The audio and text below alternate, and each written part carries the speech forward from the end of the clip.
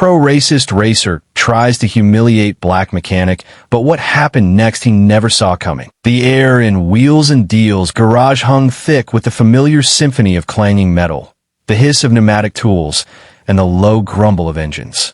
Oil stained the concrete floor in abstract patterns, and the scent of rubber, grease, and gasoline was a permanent resident. Under the harsh fluorescent lights, Chad wiped sweat from his brow with the back of a grease-streaked hand. At 32, his powerful frame, honed by years of lifting tires and wrestling engines, moved with a quiet, efficient grace around the classic Mustang he was tuning. His dark skin glistened under the lights, his focus absolute on the intricate dance of pistons and valves. For 2 years, this had been his world. Changing tires, replacing brake pads, diagnosing mysterious rattles for drivers who barely glance his way. The dream, the roaring engines, the screaming crowds, the checkered flag fluttering in the wind, felt like a distant star, beautiful but impossibly out of reach. Racing wasn't a world built for mechanics like him, especially not black mechanics. The cost was astronomical, and the unwelcome stares and closed doors he'd encountered when he'd tentatively inquired years ago had cemented the harsh reality. So, he channeled that yearning into the cars he fixed, learning their secrets, feeling their potential vibrate through his fingertips. And at night, the garage became his cathedral. Chad clicked off the main garage lights, plunging the vast space into near darkness except for the emergency exit sign's dull glow. Silence descended, heavy, incomplete. He walked towards the back, past the rows of sleeping vehicles, to a small, nondescript bay hidden behind a stack of crates. Under a single, dangling bulb sat his sanctuary, a worn but meticulously maintained Nissan 240SX, a car salvaged piece by piece, paid for with overtime and sacrifice. It wasn't flashy, but it was honest, and it was his. He slid into the driver's seat, the worn fabric familiar against his skin. The engine coughed, then roared to life, a deep, throaty sound that echoed in the emptiness. He wasn't Chad the mechanic here. He was the pilot, the sculptor of motion. He'd pushed the Nissan out onto the vast, empty expanse of the closed-off industrial park lot behind the garage, his private racetrack under the moon. Hours bled away as he practiced, not just driving, but dancing with the machine. He'd set up cones, practicing hairpin turns until the tires screamed and smoked. He'd push the limits of grip, feeling the precise moment the rear end would break loose, learning to control the slide, to steer with the throttle, to make the car pirouette on asphalt, the art of the drift. U-turns became balletic spins. He learned the language of the tires, the subtle whispers of the suspension, the exact pressure needed on the pedals to make the car do things that seemed to defy physics. It was slow, incremental progress, fueled by pure passion and the quiet satisfaction of mastering a skill no one knew he possessed. The roar of the engine was his applause, the smell of burning rubber his incense. He was gradually owning his skills, stitch by painful stitch, under the watchful gaze of the silent moon.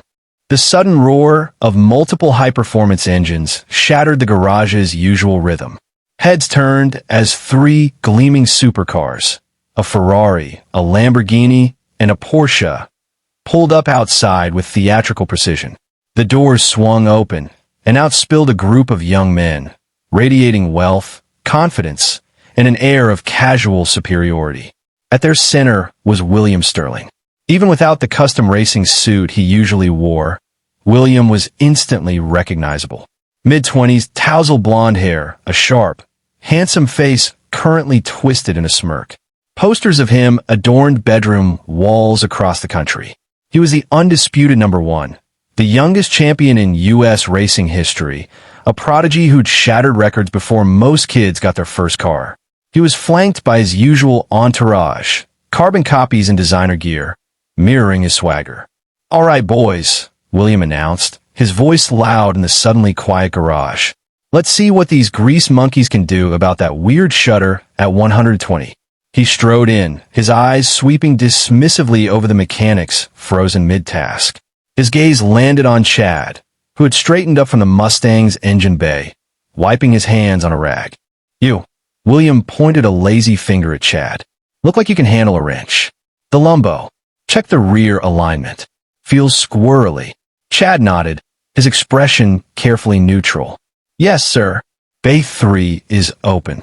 He gestured towards the lift. As Chad began guiding the low-slung Lamborghini towards the bay, William and his friends trailed behind, their laughter loud and abrasive. Careful with that, buddy. One friend sneered, looking at Chad's worn coveralls. Wouldn't want your grubby hands scratching the paint job. Took longer to detail this morning than you probably earn in a week. Chad kept his eyes forward, focusing on maneuvering the expensive car. Yeah, seriously. Another chimed in, puffing his chest. You sure you know what you're doing? Looks complicated for someone who just changes tires all day.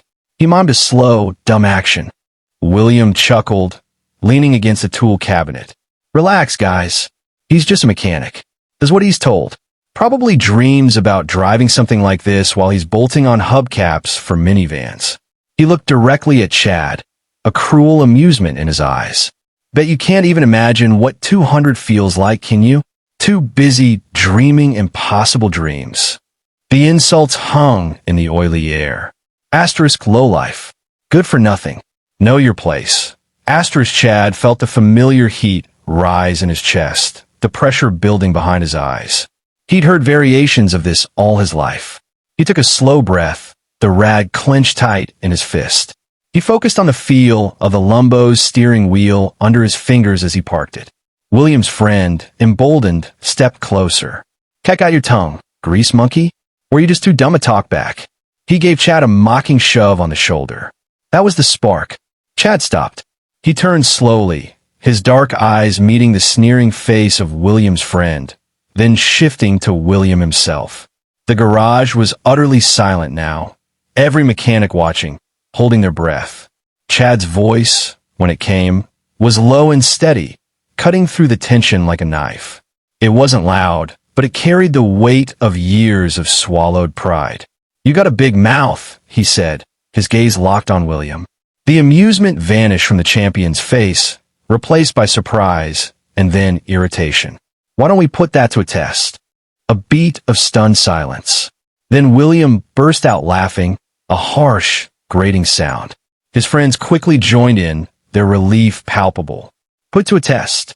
William wheezed, wiping imaginary tears. What? You gonna challenge me to an oil change race?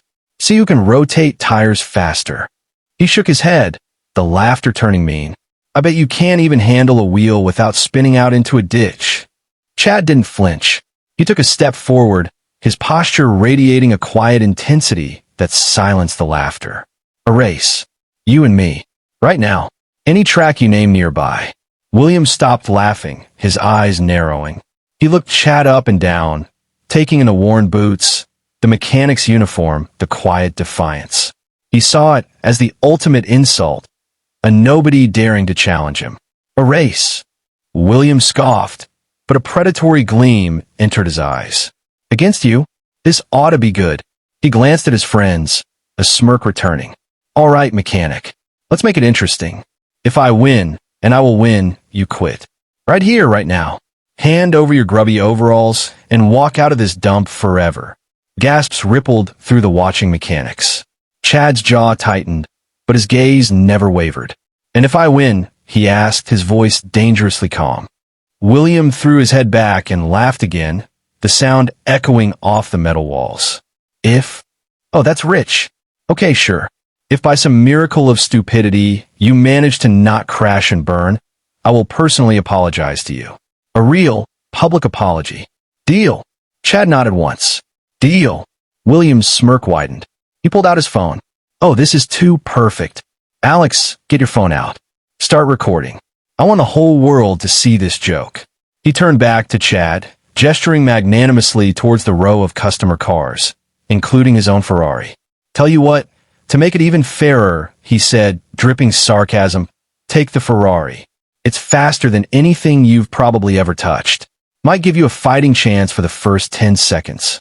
Chad shook his head. He pointed towards the Nissan 240SX, tucked away but visible in its bay. I'll use mine. Only fair we're both in our own machines. William stared at the older, boxier Nissan, then back at Chad, disbelief warring with utter contempt. You're serious? You're gonna race me in that? Against this? He slapped the hood of his bright red Ferrari. Man, you're dumber than you look. Fine. Your funeral. Let's go. There's an old airfield strip 5 miles out. Straight line, half-mile. Simple enough for you. Simple enough, Chad agreed. A strange calm had settled over him. This was it. The secret nights, the burning rubber under moonlight, the whispered conversations with his machine. It all funneled into this moment. As the small convoy headed towards the deserted airfield strip, William's Ferrari leading, followed by his friends' cars, and Chad bringing up the rear in the unassuming Nissan, Chad's mind wasn't on the impending humiliation William planned. It drifted back. He remembered the first time he'd truly lost control in the Nissan, spinning wildly across the empty lot, heart hammering against his ribs. The frustration of not understanding the weight transfer, the feel of the tires letting go. He remembered the countless nights studying grainy online videos of legendary Japanese drifters, pausing, rewinding, trying to decipher the impossible angles. He remembered the smell of scorched rubber embedded in his clothes, the constant ache in his arms from wrestling the wheel, the quiet pride when he'd finally linked his first perfect drift sequence under the indifferent stars. This Nissan wasn't just a car. It was an extension of his will, a testament to his unseen dedication. He knew every creak, every vibration, the exact point where its grip surrendered and its soul took flight. He knew what the Ferrari couldn't do. News of the impromptu showdown spread like wildfire through the local racing grapevine. By the time they reached the overgrown, cracked tarmac of the disused airfield, a small crowd had gathered, mechanics from Wheels and Deals, curious locals, and a few other racers drawn by the absurdity of William Sterling racing a mechanic in a beat-up Nissan. William revved the Ferrari's engine, a screaming symphony of Italian horsepower that echoed across the field. The car crouched low, vibrating with barely contained power. Beside him, the Nissan looked almost comical, quieter, older, undeniably slower in a straight line. Alex held his phone aloft, recording. William shot a final, contemptuous glance at Chad and gave a thumbs-down gesture to his friends, eliciting laughter. A makeshift starter, one of William's entourage, stood between the cars, hands raised. The crowd fell silent.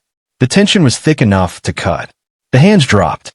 The Ferrari exploded off the line like a bullet from a gun, its rear tires scrabbling for grip before hooking up and catapulting it forward. The roar was deafening. The Nissan, its engine note a deeper, more mechanical growl, launched well, but was instantly eclipsed. Within seconds, the Ferrari had opened a significant lead, pulling away down the long, straight strip. William glanced in his rearview mirror, a triumphant sneer on his face. This was going exactly as planned, a total humiliation. He could already picture the video going viral. Chad, however, wasn't panicking. He felt the familiar hum of the Nissan, the feedback through the steering wheel. He knew the Ferrari's brutal acceleration was expected. He knew the strip ended not with a finish line, but with a wide, looping turnaround point, a concrete pad large enough for big planes to pivot. William would have to brake hard, turn, and accelerate back. That's where the race would be decided. William reached the end of the straight, his brake lights flaring red as he slammed on the anchors. The Ferrari's nose dipped dramatically as its sophisticated ABS fought to control the massive speed. He wrestled the wheel, starting the wide, sweeping turn back onto the return straight. He was already mentally composing his gloating speech. Chad approached the turn zone. He wasn't braking hard like William. Instead, he downshifted aggressively, the Nissan's engine blipping in protest. Just before the turn-in point, he feinted slightly left, then snapped the steering wheel hard right while simultaneously stomping on the accelerator. It was a move born of 1,000 midnight repetitions. The Nissan's rear tires screamed in protest as they instantly lost grip. The car didn't just turn, it pivoted violently sideways, its nose pointing towards the inside of the turn. But Chad wasn't fighting the slide. He was controlling it. His hands flew over the wheel with practiced precision, countersteering smoothly, his right foot modulating the throttle to keep the rear end sliding at the perfect angle. The car became a blur of controlled chaos, tires smoking, engine howling, drifting sideways around the concrete pad at an impossible speed. It wasn't just a drift, it was a perfectly executed, impossibly fast inertia drift. While William was still completing his wide, traction-limited arc, Chad's Nissan, sideways and screaming, cut the corner like a knife, maintaining breathtaking momentum. In a heartbeat, the Underdog had transformed into a spectacle of automotive ballet. The crowd gasped, a collective sound of shock and awe. Alex fumbled his phone, nearly dropping it. William, halfway through his turn, saw the blue blur of the Nissan sideways in his peripheral vision. Impossibly close, impossibly fast. His eyes widened in utter disbelief. What the? Subscribe for more incredible Underdog stories like this. Chad completed the drift, the Nissan snapping straight with a final puff of tire smoke just as he hit the beginning of the return straight. He was perfectly aligned, already accelerating hard. William, flustered and still processing the physics-defying maneuver he'd just witnessed, finally got his Ferrari pointed straight and stomped the gas. But the damage was done. Chad wasn't just ahead. He was pulling away, the Nissan's older engine singing as it built speed. William pushed the Ferrari to its limits, the needle climbing, the engine shrieking. He closed the gap slightly, his face a mask of fury and disbelief. But Chad drove with a calm, relentless efficiency born of knowing his machine intimately. He hit every shift point perfectly, kept the car perfectly balanced. The Nissan wasn't faster, but Chad was extracting every single ounce of performance it possessed. The gap that had opened during that one glorious drift was insurmountable. As they neared the finish line, marked by the parked cars at the start, Chad crossed a clear 2 car lengths ahead. He eased off the throttle, the Nissan slowing with a sigh. Behind him, the Ferrari roared past the line, William slamming his fists against the steering wheel, his face crimson with rage and humiliation. Silence descended again, heavier than before. Then it erupted. The mechanics from Wheels and Deals cheered, rushing towards Chad. The gathered crowd buzzed with disbelief and excitement. Alex stood frozen, staring at his phone screen, the unbelievable footage captured forever. William flung open the Ferrari's door, storming out. He pointed a shaking finger at Chad, who was calmly getting out of the Nissan, a quiet satisfaction in his eyes. "Cheat!" William screamed, his voice cracking.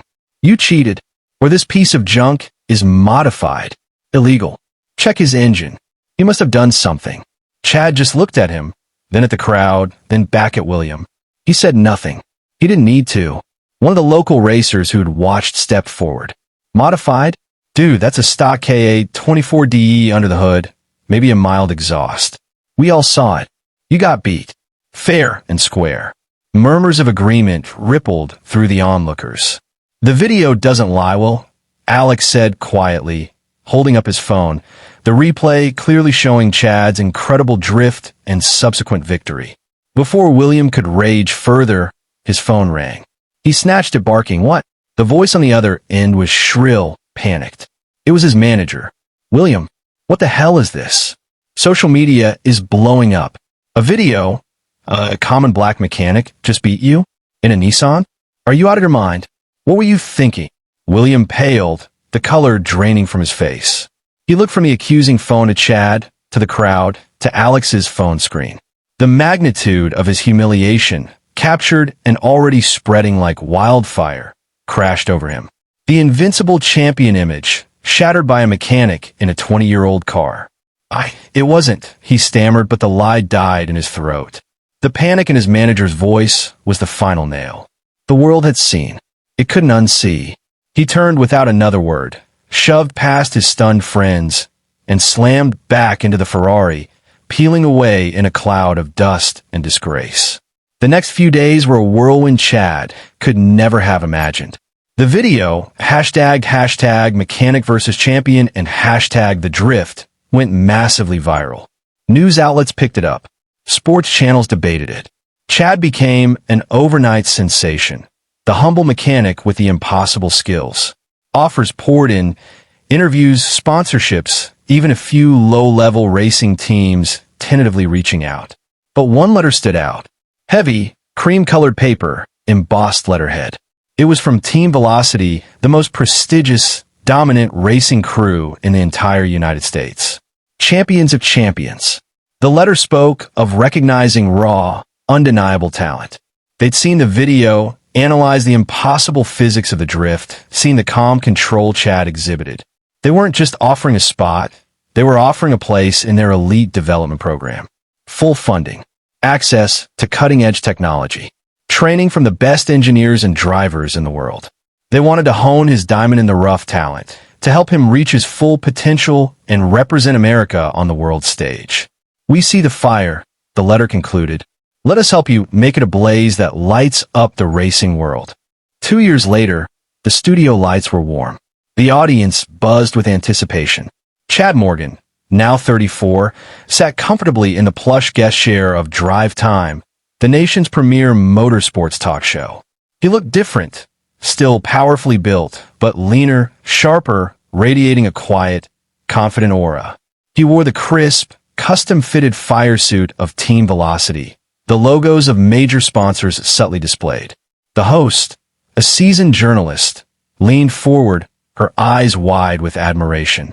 "So, Chad, the Surgeon Morgan," she began, using the nickname the racing world had bestowed for his precise, clinical overtakes. #1 ranked driver in the U.S. Holder of the Trans Am Series record, the Sebring outright lap record, and she paused for dramatic effect, fresh off your dominating win at Le Mans. Records that sound like myths. It's been an incredible journey, from the garage floor to the top step of the podium. How does it feel? Chad smiled, a genuine warmth in his eyes. He looked out at the audience, then back at the host. "It feels surreal." Sometimes, he admitted, his voice calm, resonant. "Like living a dream, I used to only whisper to myself while changing tires. I'm grateful every single day. Grateful to God for the talent. Grateful to my team at Velocity for believing in me and giving me the tools. Grateful to the fans for their incredible support." The host nodded. "Your rise was meteoric, sparked by one viral moment. A race against William Sterling." A murmur went through the audience. Williams' career had stalled dramatically after the incident, plagued by inconsistency and whispers. There was a lot of ugliness that day. The insults, the racism. Looking back now, as the champion who surpassed him in every way, how do you view William Sterling? Chad didn't hesitate. He leaned forward slightly, his gaze steady and sincere. "You know, people expect me to hate him, to hold on to that anger. But I don't." He paused, letting the words sink in. "That day, it was terrible. The things he said, the way he acted, it was wrong. Deeply wrong. But," he looked directly into the camera, "if it wasn't for William Sterling walking into that garage, if it wasn't for his arrogance, his challenge, I might still be there, changing tires. My dream still just a secret under the moonlight." He smiled again, a trace of that quiet mechanic still visible beneath the champion's poise. "I don't see him as the enemy. Honestly, I see him as the unwitting gold gateway to my future. He forced my talent into the light. He gave me the chance I never thought I'd get." Chad's voice softened. "So, in a strange way, thank you, William. You showed me the door. I just had to be ready to walk through it." The studio erupted in applause, loud and sustained. The host looked genuinely moved. Chad Morgan, the mechanic who became a legend, sat back, the roar of the crowd washing over him, a testament to the power of hidden skill, unwavering belief, and the unexpected paths destiny sometimes takes. The boy who practiced drifts in the dark had finally found the brightest spotlight of all. The wheel whisperer had become the champion the world never saw coming. And that, family, is the power of skill, patience, and never letting anyone define your limits. If you enjoyed seeing the Underdog rise, hit that subscribe button and join the Black Nation community. We are more than a channel. We are a movement telling our stories, lifting our voices. Share this story. Who knows? The person you overlooked today might just leave you in the dust tomorrow.